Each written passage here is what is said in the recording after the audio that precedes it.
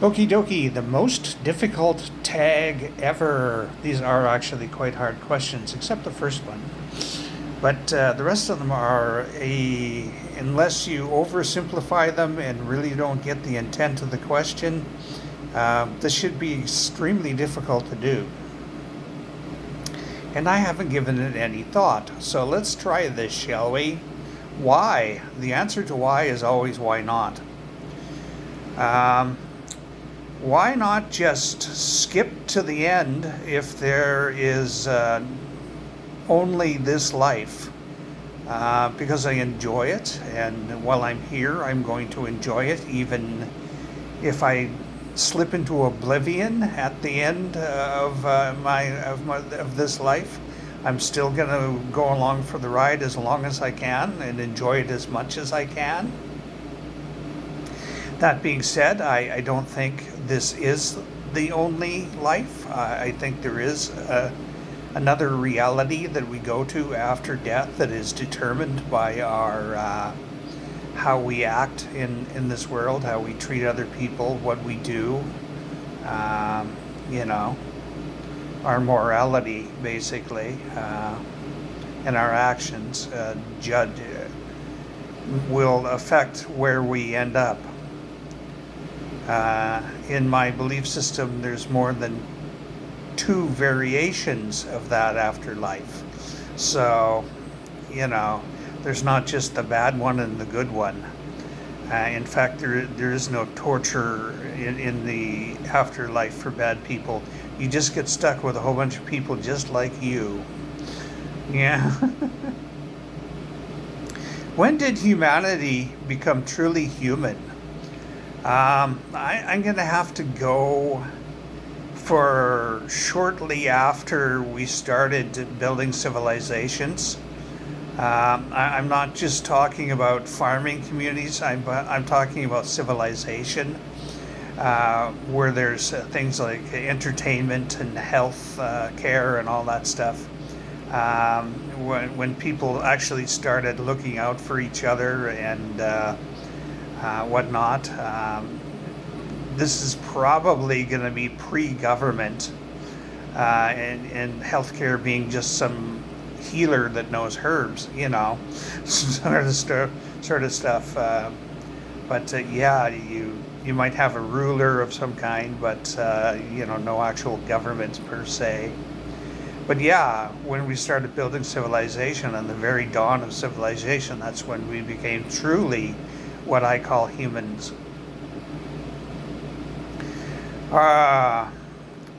Where are we in the grand plan? I don't think there is a grand plan. That being said, if there is, we're exactly where we're supposed to be. So, you know, I guess that's a fairly simple question as well. And how did we get here? Oh, gee, yeah. That is widely debated, to say the least. There is the idea that the universe comes from a wellspring of matter creating energy called the quantum field. And the quantum field could be sentient, i.e., God, if that's the word you want to give it, so beyond comprehension intelligence that created everything and whatnot. Or you could just go with the any of the God myths, basically, for creation. Now we branch into two segments after creation. Basically, it's predetermined. Our existence is predetermined. Everything that happens to us is, as you say, the grand plan. Or we were created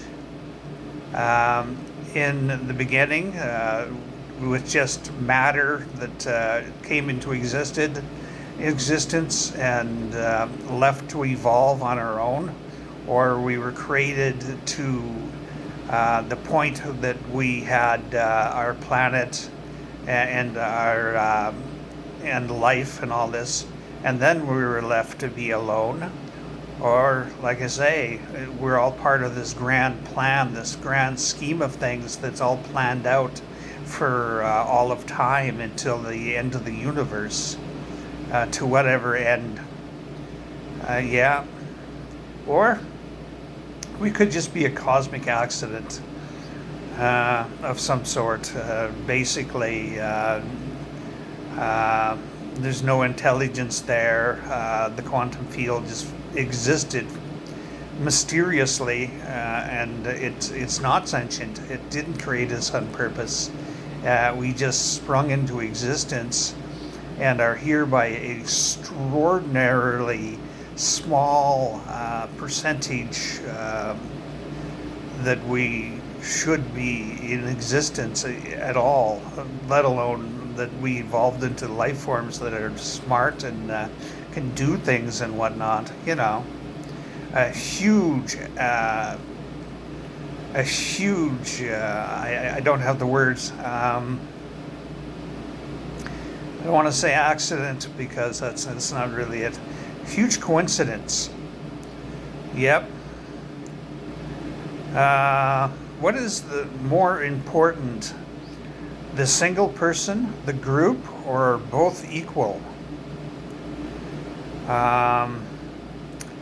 You know, this is not actually, in one sense, both the individual and the group are equally as important, but mathematically speaking, the group is always more important. Ethically speaking, everybody is equally as important. Realistically, we have varying degrees of importance. So this question is almost unanswerable, but if I have to go with the parameters of the question alone, I'm going to go for both are equal.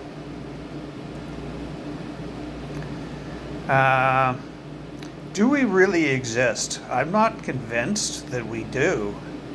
90% of my brain wants to believe that we do exist and that we are on our own free will and all that whatnot.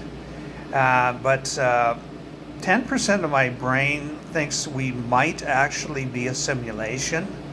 Now there are so-called glitches in reality that people notice now and then, but we pass it off as not understanding what we see or whatnot, and that could be evidence that we are actually in a simulation and a very extremely complex computer code.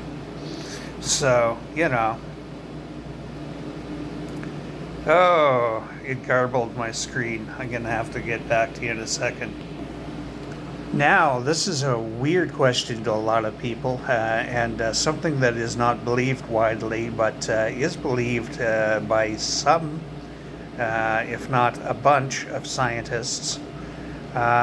Anyways, how many of each of us are there?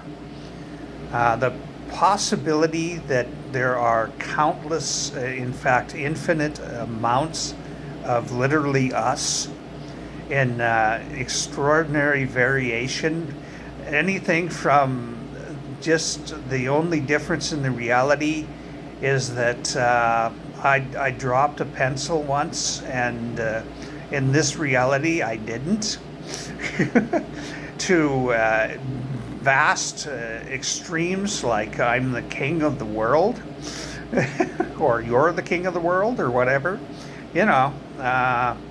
Every possibility played out, or there's a limited amount of realities, quantum realities that are parallel to ours. There's also the possibility that there are other timelines, other realities, that is, that have different time flow, so they're not exactly parallel to us.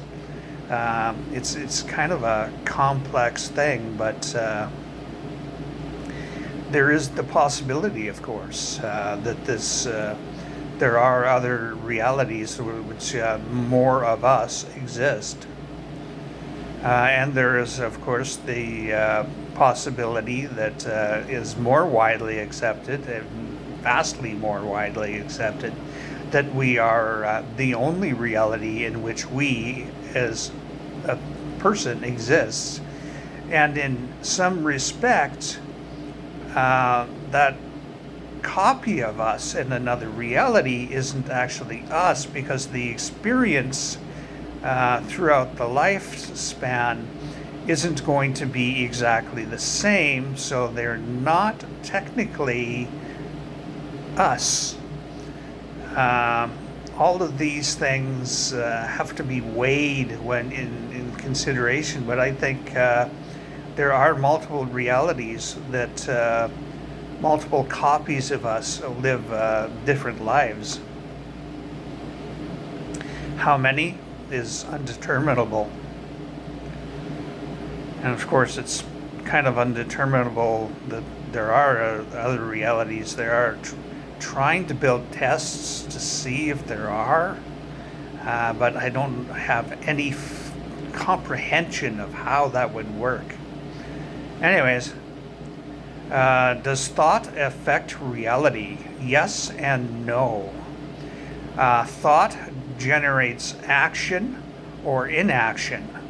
If it generates inaction, it does not affect reality. If it generates action, it does affect reality. So we think of doing something and we do it, that changes reality completely, at least in respect to us. And if you do something that affects other people, then you affect their reality. So yeah, thought can affect reality. Or it possibly can't, because we don't act on the thought. We just submerge it. Do we really die alone? Now, there are a lot of people that don't believe this, of course, because they think you can have people in the room with you, you're not alone.